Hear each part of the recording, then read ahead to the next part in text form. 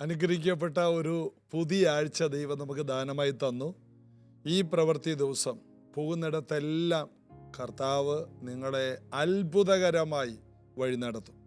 ദൈവദൂതന്മാർ നിങ്ങൾക്ക് കാവലുണ്ടാകും. ഒരു കാര്യം നമ്മളെപ്പോഴും ഓർക്കണം, നമ്മുടെ സാധാരണ ദിവസം അനേകർക്ക് ഇതൊരു സ്വപ്ന ദിവസമാണ്. അതുകൊണ്ട് നാം ഒത്തിരി ദൈവത്തിന് നന്ദിയുള്ളവരായിരിക്കണം. ഞാനത് ഒന്നുകൂടി വിശദീകരിക്കാം. നമ്മുടെ സാധാരണ ദിവസം അതുപോലൊരു ദിവസം അനേകരുണ്ടാകാൻ കൊതിക്കുകയാണ്. രോഗികളായി കിടക്കുന്നവർ, തളർന്നു കിടക്കുന്നവർ, ജീവിതത്തിൽ ജയിലറകളിൽ കിടക്കുന്നവർ, വർഷങ്ങളായിട്ട് ജയിലിൽ കിടക്കുന്നവർ, ഇനി ഒരിക്കലും പുറത്തു വരില്ലെന്ന് ചിന്തിക്കുന്നവർ, ഇങ്ങനെയുള്ള പതിനായിരക്കണക്കിന് ജനങ്ങളുടെ സ്വപ്ന ദിവസമാണ് എൻ്റെ നിങ്ങളുടെ ഒരു സാധാരണ ദിവസം. അതുകൊണ്ട് നാം ദൈവത്തോട് ഒത്തിരി നന്ദിയുള്ളവരായിരിക്കണം. കർത്താവേ, എനിക്ക് തന്ന ഈ സ്വാതന്ത്ര്യ ദിവസം, സ്വസ്ഥതയുടെ ദിവസം, ഇതുപോലൊരു അനുഗ്രഹിക്കപ്പെട്ട ദിവസം അങ്ങെനിക്ക് തന്നല്ലോ എന്ന് പറഞ്ഞ് നാം ഇതിനെല്ലാം എണ്ണി എണ്ണി നന്ദി പറയേണ്ടവരാണ്. പ്രത്യേകിച്ച് മലയാളികളായ നമുക്ക് നന്ദി എന്നൊരു വാക്ക് പറയൽ കുറവാണ്. ആരോടും നന്ദി പറയില്ല. ഒരാളൊരു വഴി കാണിച്ചു തന്നാൽ ആ വഴിക്ക് ഒരു നന്ദി പറയാൻ നമുക്ക് പരിചയമില്ല. ചില രാജ്യങ്ങളിൽ ചെന്നാൽ നന്ദി പറയുക എന്നുള്ളത് അവരുടെ ഒരു പ്രത്യേകമായ ജീവിത ശൈലിയാണ്. എല്ലാറ്റിനും വേണ്ടി നാം ദൈവത്തിന് നന്ദി പറയണം. നമ്മുടെ ഓരോ ദിവസവും നല്ല ദിവസമാണ്. ദൈവം നമുക്ക് തന്ന അനുഗ്രഹിക്കപ്പെട്ട ആഴ്ചയാണ് ഈ ആഴ്ച.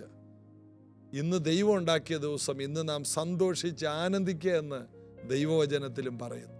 കർത്താവിൽ നമുക്ക് ബലപ്പെടാം. ഈ ആഴ്ച വലിയ നന്മകൾ കാണാൻ നമുക്ക് നമ്മെ തന്നെ കൊടുക്കാം. ദൈവസന്നിധിയിൽ നമുക്ക് വളരെ പ്രാർത്ഥന ഈ ദിവസങ്ങളിൽ കർത്താവിനോട് കൂടുതൽ അടുത്തിരിക്കാൻ, വളരെ പ്രാർത്ഥനയുടെ ഒരു അന്തരീക്ഷത്തിൽ മുന്നോട്ട് പോകാൻ നിങ്ങൾ എനിക്ക് വേണ്ടി പ്രാർത്ഥിക്കണം. നമുക്ക് തമ്മിൽ പ്രാർത്ഥിക്കാം. ദൈവവചനം പറയുന്ന ഞങ്ങളും നിങ്ങളൊക്കെ ഈ വിശ്വാസ ജീവിതത്തിൽ നിലനിൽക്കണമെങ്കിൽ ദൈവകൃപ കൂടിയേ തീരും. അതുകൊണ്ട് ഈ കൃപയിൽ ഞങ്ങൾ നിലനിൽക്കുവാനും വിശ്വസ്തയോടെ ഇനിയും ദൈവരാജ്യത്തിൽ ഫലം കായ്ക്കാനും ഞങ്ങളെ, പ്രത്യേകിച്ച് പ്രൈസ് ജനറേഷൻ കൂടി വരവിനെ ഓർത്ത് നിങ്ങൾ പ്രാർത്ഥിക്കുക. അപ്പോസ്തല പ്രവൃത്തി 8-ാം അധ്യായത്തിൽ 31 മുതൽ വായിച്ചാൽ, ഒരുത്തൻ പൊരുൾ തിരിച്ചു തരാഞ്ഞാൽ എങ്ങനെ ഗ്രഹിക്കുമെന്ന് പറഞ്ഞ് ഫിലിപ്പോസ് കയറി തന്നോടുകൂടി ഇരിക്കണമെന്ന് അപേക്ഷിച്ചു.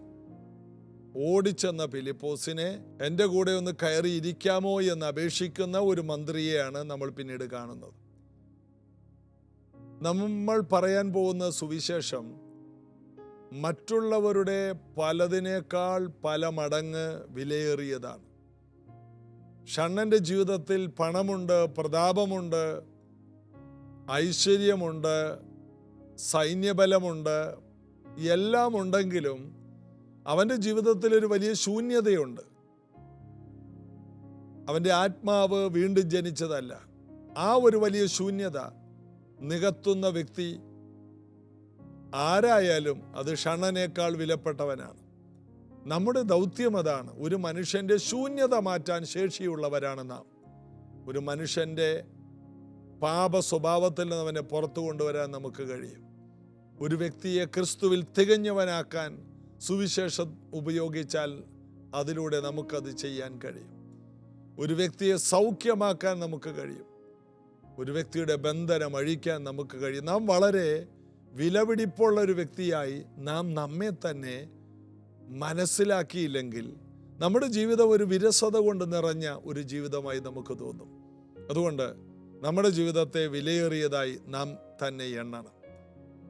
സാറ പ്രായം കഴിഞ്ഞിട്ടും പുത്രോത്പാദനത്തിലുള്ള ശക്തി പ്രാപിച്ചത് വിശ്വസ്തനെന്ന് എണ്ണിയത് കൊണ്ടാണ്. ദൈവത്തെ വാക്ക് പറഞ്ഞ ദൈവം വാക്ക് മാറില്ലെന്ന് എല്ലാ ദിവസവും എണ്ണി പറഞ്ഞു. അങ്ങനെ പറയുമ്പോൾ ആ പറഞ്ഞ സാറയുടെ ഗർഭപാത്രം ജീവനുള്ളതായി മാറി.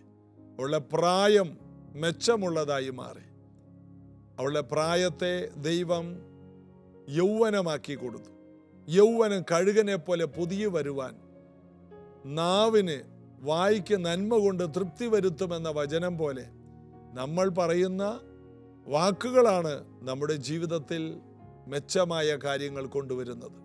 ഫിലിപ്പോസിൻ്റെ വായിൽ കർത്താവ് കൊടുത്തിരിക്കുന്ന സുവിശേഷം എന്ന ശക്തിയേറിയ വചനം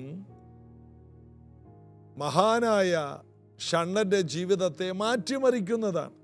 അതുകൊണ്ട് അദ്ദേഹം തന്നോടുകൂടെ ഇരിക്കുമോ എന്ന് അപേക്ഷിച്ചു. 32 വാക്യം, തിരുവെഴുത്തിൽ അവൻ വായിച്ച ഭാഗമാത്. അറുപ്പാനുള്ള ആടിനെ പോലെ അവനെ കൊണ്ടുപോയി. രോമം കത്തിരിക്കുന്നവന്റെ മുമ്പാകെ മിണ്ടാതിരിക്കുന്ന കുഞ്ഞാടിനെ പോലെ അവൻ വാ തുറക്കാതിരുന്നു. അവന്റെ താഴ്ചയിൽ ന്യായം കിട്ടാതെ പോയി.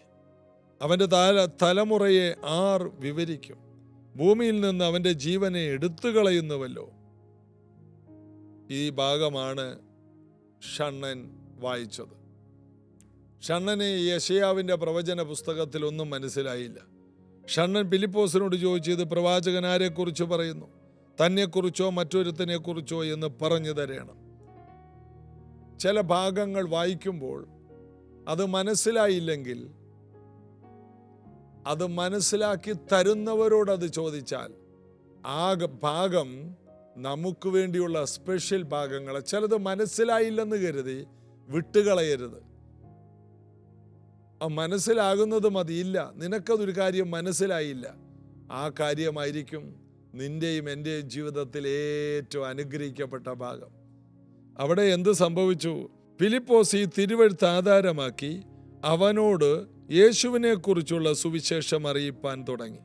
ആ ഭാഗത്ത് നിന്ന് യേശു ക്രിസ്തു ഈ ഭൂമിയിലേക്ക് കടന്നു വന്നതും കാൽവരി ക്രൂശിൽ മരിച്ചതും രോമം കത്തിരിക്കുന്നവരെ ഇടയിൽ മിണ്ടാതിരുന്ന കുഞ്ഞാട് അവനായിരുന്നെന്നും അവനെ ആരും അംഗീകരിച്ചില്ലെന്നും അവൻ സ്വന്തത്തിലേക്ക് വന്നെന്നും സ്വന്തമായവരവനെ കൈക്കൊണ്ടില്ലെന്നും എന്നാൽ അവൻ്റെ നാമത്തിൽ വിശ്വസിച്ചവർ ദൈവമക്കളായെന്നും ഈ വേദഭാഗത്തെ ആധാരമാക്കി സുവിശേഷം അറിയിച്ചു. ഒറ്റവാക്ക് പറഞ്ഞാൽ യെശയ്യാവ് 53 അധ്യായത്തെ ആധാരമാക്കി സുവിശേഷം അറിയിച്ചു. അവനെ തകർത്ത് കളയുവാൻ ദൈവത്തിന് ഇഷ്ടമായി എന്നുള്ള ഭാഗങ്ങൾ. അവൻ നമ്മുടെ വേദനകളെ ചുമന്നു, വ്യാധികളെ വഹിച്ചു. അവൻ്റെ അടിപ്പിണരുകളാൽ സൗഖ്യം വന്നിരിക്കുന്നു. ഇത് യെശയ്യാവിനെ കുറിച്ചല്ല, നമ്മെക്കുറിച്ചുമല്ല, ഇത് യേശുവിനെ കുറിച്ചാണ് ഈ ഭാഗം പറഞ്ഞു. ഈ ഭാഗം ഈ കഴിഞ്ഞ നാളുകളിൽ നിവൃത്തിയായി. ഈ യേശു കർത്താവ് നമ്മുടെ കാലത്ത് വന്ന് ജനിച്ചു, മരിച്ചു, അടക്കപ്പെട്ടു, ഉയർത്തെഴുന്നേറ്റു, ഇന്ന് ജീവനോടെ ഉണ്ട് എന്നുള്ള ഈ സുവിശേഷം ഫിലിപ്പോസ് ഷണ്ണനോട് പറഞ്ഞു.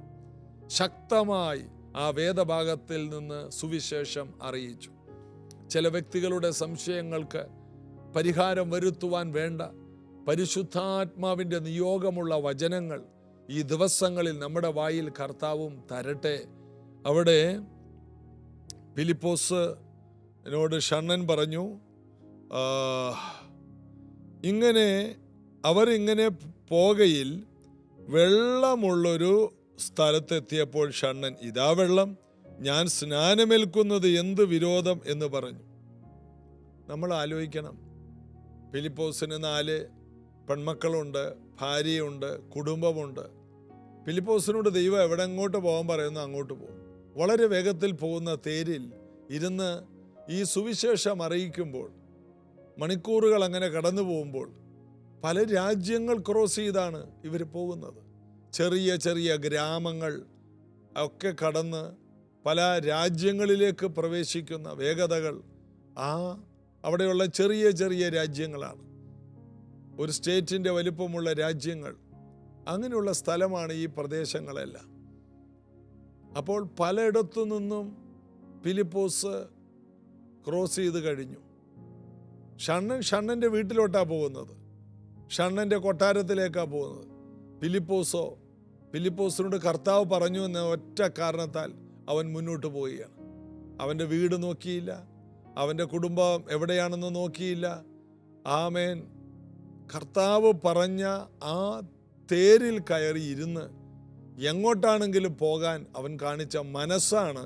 അയ്യോ, എൻ്റെ സമയം പോയി, എനിക്ക് അധികം നേരം നിൻ്റെ കൂടെ ഇരിക്കാൻ പറ്റില്ല, ഇവിടെ വെള്ളമുണ്ട്, പക്ഷേ സ്നാനപ്പെടുത്തിയാൽ എനിക്ക് തിരിച്ച് എൻ്റെ വീട്ടിലെത്താൻ കഴിയില്ല. ഇങ്ങനെയുള്ള ഒരു ഭാഷകളും ഫിലിപ്പോസ് അവിടെ ഉപയോഗിക്കുന്നില്ല. അവിടെ ഫിലിപ്പോസ് പറയുന്ന ഒരു കാര്യമുണ്ട്. അതിന് ഫിലിപ്പോസ്, നീ പൂർണ്ണ ഹൃദയത്തോടെ വിശ്വസിക്കുന്നുവെങ്കിൽ ആകാം. വെള്ളം കണ്ടപ്പോൾ ഷണ്ണൻ പറഞ്ഞു, ഇവിടെ വെള്ളമുണ്ടല്ലോ, സ്നാനമേൽക്കുന്നതിൽ എന്തു വിരോധം? അവിടെ യെശയ്യാവ് 53 സ്നാനത്തെക്കുറിച്ച് പറയുന്നില്ല. എന്നാൽ രക്ഷ പറയുമ്പോൾ രക്ഷയിൽ ഉൾപ്പെട്ടതാണ് സ്നാനം എന്നുള്ള സത്യം നമുക്കറിയാം. യേശുവിനോട് ചേരുവാൻ സ്നാനമേറ്റ നാം യേശുവിനെ ധരിച്ചിരിക്കുന്നു. അവൻ്റെ മരണത്തിൽ പങ്കാളിയാകാൻ നാം കുഴിച്ചിടപ്പെടുന്ന ആ സ്നാനം. യേശു ജീവന്റെ പുതുക്കത്തിൽ ഉയർത്തെഴുന്നേറ്റ് വന്നതുപോലെ നാം വെള്ളത്തിൽ നിന്ന് കയറുമ്പോൾ ജീവന്റെ പുതുക്കത്തിൽ നടക്കുന്ന വിശ്വാസ ജീവിതം നയിക്കേണ്ടതാണ്. ഇതാണ് റോമാലേഖനം 6-ാം അധ്യായത്തിൽ പറയുന്നത്. ഈ ഭാഗത്തുള്ള കാര്യങ്ങൾ കൂടി ചേർത്താണ് ഫിലിപ്പോസ് ഷണ്ണനോട് പറയുന്നത്. അതായത് രക്ഷിക്കപ്പെടുക എന്ന് പറഞ്ഞാൽ അതിനകത്തുള്ള കാര്യമാണ് സ്നാനപ്പെടുക. ഇത് കേൾക്കുമ്പോൾ ആരെങ്കിലും സ്നാനപ്പെട്ടിട്ടില്ലെങ്കിൽ നിങ്ങളുടെ രക്ഷയാണെന്ന് മുഴുവനായി പറയാൻ ബുദ്ധിമുട്ടാണ്. കാരണം പൂർണ്ണ ഹൃദയത്തോടെ വിശ്വസിക്കുന്ന ഒരാൾ സ്നാനപ്പെട്ടിരിക്കും. വെറുതെ യേശുവിനെ വിശ്വസിക്കുന്നു എന്ന് പറയുന്ന രീതിയെ അതിനെ വിശ്വാസമെന്ന് മുഴുവനായി പറയാൻ കഴിയില്ല. ഒരു വ്യക്തി വിശ്വസിക്കുന്നുണ്ടെങ്കിൽ വിശ്വാസത്തിൻ്റെ ഒരു പ്രവൃത്തി കൂടിയുണ്ട്.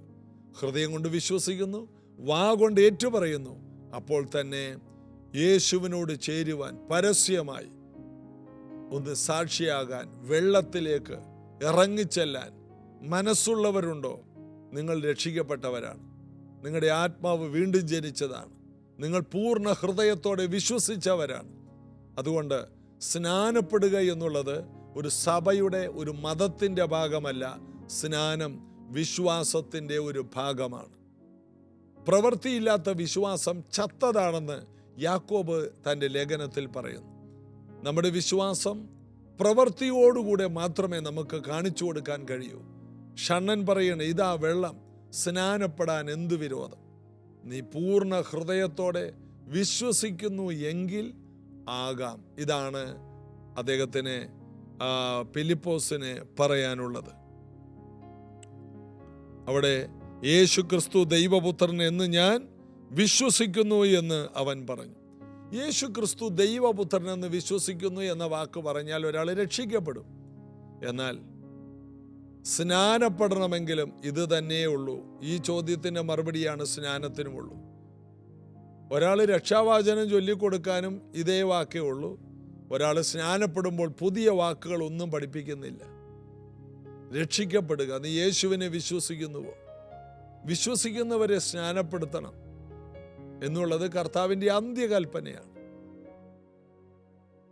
പരിശുദ്ധാത്മാവിനെ ലഭിച്ചവരെ സ്നാനപ്പെടുത്തണം. അതാണ് കൊർന്നേല്യോസിൻ്റെ വീട്ടിൽ വെച്ച് പത്രോസ് പറയുന്നത്. നമ്മെപ്പോലെ പരിശുദ്ധാത്മാവിനെ ആദിയിൽ ലഭിച്ചതുപോലെ ഇപ്പോഴും ഇവിടെ പരിശുദ്ധാത്മാവ് പകരപ്പെട്ടു. നമ്മെപ്പോലെ ആത്മാവിനെ ലഭിച്ചവർക്ക് വെള്ളം വിലക്കാൻ നമുക്കെങ്ങനെ കഴിയും? പരിശുദ്ധാത്മാവിനെ ഒരാൾ പ്രാപിച്ചാൽ ആ വ്യക്തി യേശുവിനെ പൂർണ്ണ ഹൃദയത്തോടെ വിശ്വസിച്ച വ്യക്തിയാണ്. ഇന്നത്തെ പ്രശ്നമെന്ന് പറഞ്ഞാൽ സഭയിൽ നല്ലൊരു ശതമാനം ആൾക്കാർ പരിശുദ്ധാത്മാഭിഷേകം പ്രാപിക്കുന്നില്ല. അതിൻ്റെ കാരണം അവർ പൂർണ്ണ ഹൃദയത്തോടെ കർത്താവിന് വേണ്ടി തൻ്റെ ജീവിതം കൊടുത്തിട്ടില്ല എന്നുള്ളതിൻ്റെ തെളിവാണ്. പൂർണ്ണ ഹൃദയത്തോടെ കർത്താവിന് വേണ്ടി ഒരാൾ ഏറ്റുപറഞ്ഞ് ജീവിതത്തെ സമർപ്പിച്ചാൽ ആ വ്യക്തിയിൽ പരിശുദ്ധാത്മാവും വരും, സ്നാനപ്പെട്ടിരിക്കും. അപ്പോൾ വെള്ളത്താലും ആത്മാവാലുമുള്ള ജനനം എന്നൊക്കെ നമ്മൾ വായിക്കും പോലെ വീണ്ടും ജനനം, രക്ഷ, അതിൻ്റെ പൂർണ്ണതയിൽ ഇതൊരു പാക്കേജാണ്. പരിശുദ്ധാത്മാവിനെ പ്രാപിക്കുന്നതും സ്നാനപ്പെടുന്നതും രക്ഷാവാചകം ചൊല്ലുന്നതും എല്ലാം കൂടി ചേർത്താണ് രക്ഷയെന്ന് പറയുന്നത്. അപ്പോൾ രക്ഷിക്കപ്പെട്ട ഒരാൾ ഇതിനെയൊന്നും വേണ്ടെന്ന് വെക്കില്ല. രക്ഷിക്കപ്പെട്ട ഒരാൾ പറയും, എനിക്ക് സ്നാനപ്പെടണം. രക്ഷിക്കപ്പെട്ട ഒരാൾ പറയും എനിക്ക് പരിശുദ്ധാത്മാവിനെ വേണം. അപ്പോൾ പരിശുദ്ധാത്മാവില്ലാതെ രക്ഷിക്കപ്പെട്ടാണെന്ന് പറയുന്ന ആള് അത് എന്ത് രക്ഷയാണ്? ഇവ ഒരു പാക്കേജാണ്. ഇതിൽ എല്ലാം ഉൾക്കൊള്ളുന്നതാണ് രക്ഷ. ഇത്ര വലിയ രക്ഷയെന്നാ പറയുന്നത്. അവിടെ അങ്ങനെ അവൻ തേര് നിർത്തുവാൻ കൽപ്പിച്ചു. ഫിലിപ്പോസും ഷണ്ണനും ഇരുവരും വെള്ളത്തിൽ ഇറങ്ങി അവനെ സ്നാനം കഴിപ്പിച്ചു. ഇരുവരും വെള്ളത്തിലിറങ്ങി. അവർ വെള്ളത്തിൽ നിന്ന് കയറിയപ്പോൾ കർത്താവിൻ്റെ ആത്മാവ് ഫിലിപ്പോസിനെ എടുത്തുകൊണ്ടുപോയി. സ്നാനപ്പെട്ട് കഴിഞ്ഞപ്പോൾ ദൗത്യം പൂർത്തിയായി.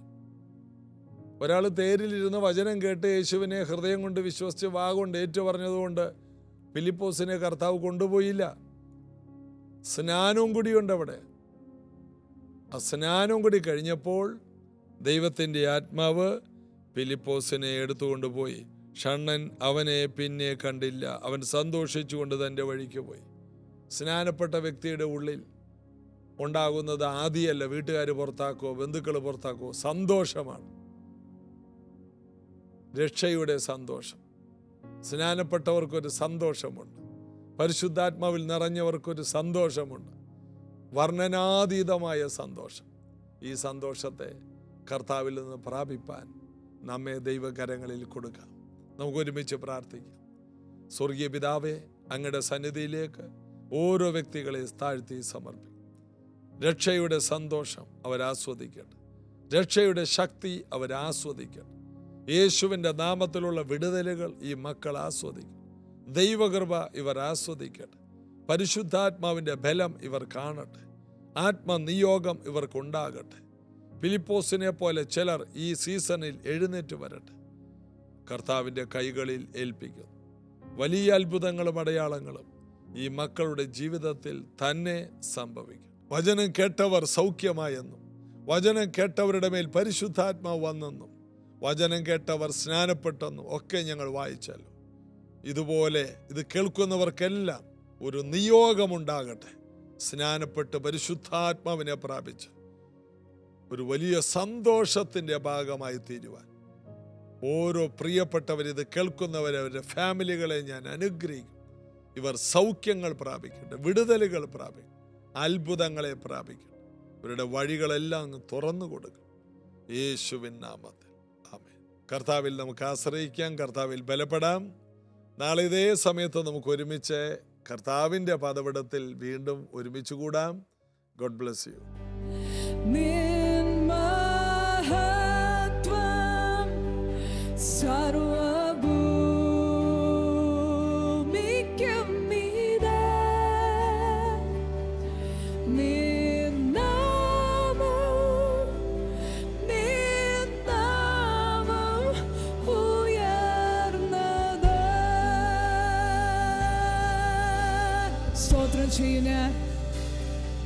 സ്തോത്രം ചെയ്യും ഞാൻ നിന്നെ വംശങ്ങളുടെ മധ്യേ കീർത്തനം പാടും നിന്നെ ജാതികളുടെ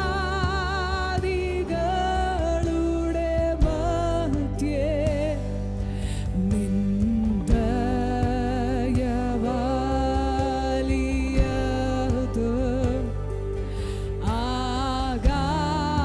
ആകാശത്തീ